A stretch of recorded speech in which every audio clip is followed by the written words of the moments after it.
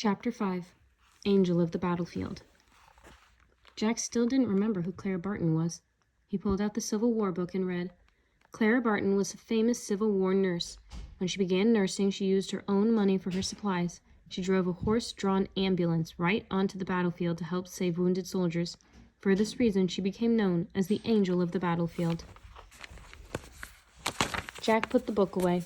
Then he hurried to Annie. He looked at the woman sitting in the driver's seat of the wagon. She doesn't look like an angel, Jack thought. The woman was very small. She had a plain, serious face and dark hair pulled back in a bun.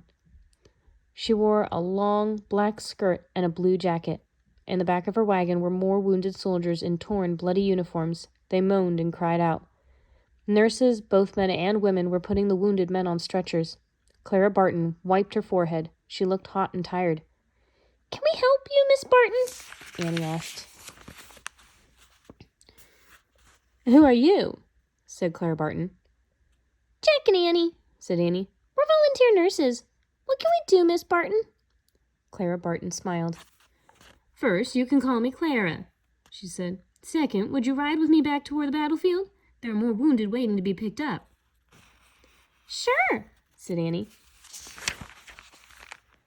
Jack didn't answer. After seeing all the suffering men in the wagon, he was afraid of getting closer to the battlefield. "And you?" Clara asked Jack. Her dark, serious eyes looked right into his. Jack didn't want to admit he was afraid. "Sure, no problem," he said. "Very good," said Clara Barton. "Let's go." Jack and Annie climbed up into the driver's seat next to her. By now, all the soldiers had been taken out of the wagon. "Take care of my new family members," Clara called to the nurses. She snapped the reins. The horse-drawn ambulance rolled off, sending up clouds of dust. Chapter 6 Keep Low. The wagon jerked and swayed as it bumped over the dry ground. Jack felt as though he were frying in the hot sunlight. Dust from the road filled his throat and eyes. The boom of cannons grew louder and louder. Jack heard popping sounds too, like the noise of firecrackers. "What's that popping noise?" he shouted, blinded by the dust and sunlight. "Musket fire," said Clara. Jack remembered that muskets were long, old-fashioned guns. "What are those flashes?" Annie asked. Jack tried to open his eyes and see what she was talking about.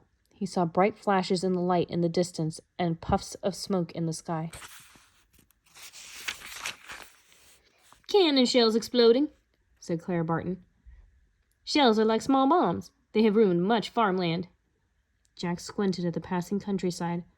The ground was filled with ugly holes. Long ditches were also cut through the fields.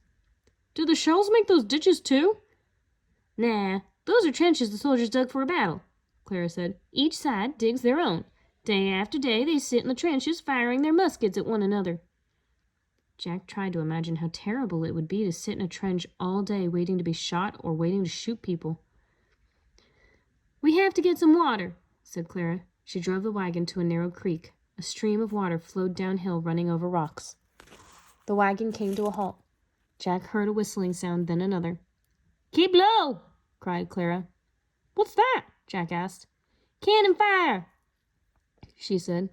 Jack and Annie crouched down in the driver's seat. Jack felt a rush of panic. He pulled out their list. His hands were shaking as he read, "Be brave." "Oh, great," he thought. Another cannon shell whizzed overhead, then another.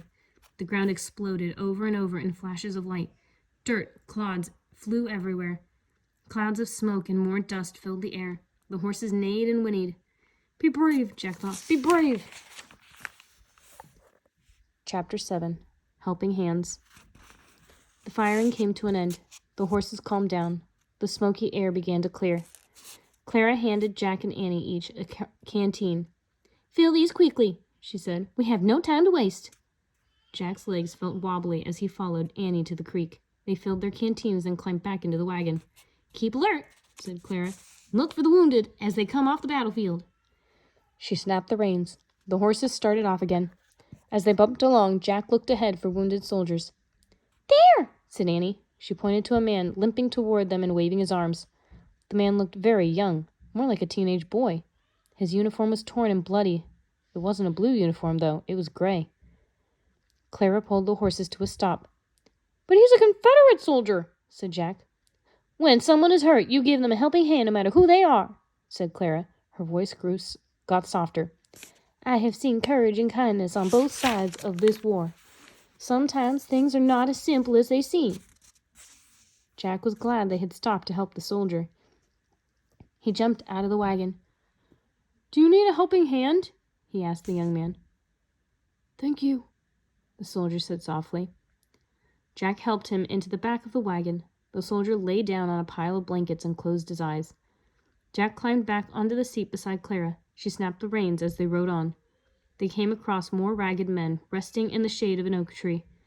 These soldiers all wore blue uniforms. Again, Clara stopped the horses. See if any of those men need a ride to the hospital, she said to Jack and Annie. Jack glanced at the soldier sleeping in the back of the wagon. Can a Confederate and a Union soldier be together? He asked worriedly. Clara nodded. Sometimes men are simply too sick and tired to be enemies anymore, she said. Sometimes they even know each other. Many families and friendships have been torn apart by this war. Let's go, said Annie, hopping out of the wagon. Jack followed her. They carried their canteens to the men under the oak tree. Hi, said Annie. Does anyone need to go to the hospital? Only John, our drummer boy, a soldier said. He's suffering from heat stroke, but we all need some water, miss. Jack saw a young boy lying on the ground. His eyes were closed. Oh, Jack, whispered Annie. He looks just like you. The boy did look a lot like Jack, just a few years older. We better get him to Clara's ambulance right away, Annie said. She handed her canteen to one of the tired soldiers. Another soldier lifted the drummer boy to his feet. The boy opened his eyes and mumbled a few words. He tried to walk, but he swayed as if he were about to faint. Wait! Jack grabbed the boy. We'll give you a helping hand, he said. The drummer boy put his arms around Jack and Annie's shoulders. Just a little further, John, Annie said. You're doing great, just a little further. The drummer boy moved as if he were walking in his sleep. His head hung down. His feet shuffled in the dust. Take good care of him, one of the men called. We can't do without him. Chapter 8. Brothers. Clara Barton had turned the wagon around. She helped Jack and Annie lift the drummer boy into the back. The soldier said he has heat stroke, Anna told Clara. His name is John. The boy lay down next to the sleeping Confederate soldier. He does have heat stroke, Clara said. The other boy also has a high fever. We must get them to the hospital at once. Can you two stay in the back of the wagon and do as I tell you? Sure, said Jack and Annie. Clara dampened the 2 clean cloths with water from Jack's canteen. Gently press these cloths against their faces to help cool them off, she said. She gave the cloths to Jack and Annie. Then she went to the front of the wagon and climbed in. The wagon started forward. Jack and Annie gently patted the soldiers' faces with the damp cloths. Jack looked at the young men lying side by side. The two seemed far more alike than different. In another time and place they might have been friends, Jack thought. Finally, the wagon arrived at the field hospital. The Confederate soldier was put on a stretcher and carried to a tent. 2 soldiers wearing bandages put the drummer boy on a stretcher. Could you stay with John a while? Clara Barton asked Jack and Annie. Sure, said Jack. Try to bring down his fever, Clara said. A nurse will give you ice packs to press against his skin. Find me when his fever is lower. The drummer boy was carried into an empty tent. Jack and Annie followed. John was put on a cot. Then a nurse brought some rags and a bucket filled with ice. Jack and Annie were left alone with the boy. Jack wrapped some ice in a rag. He pressed the ice pack against the boy's head and neck and arms. Annie fanned the air to cool John off and to keep the flies away.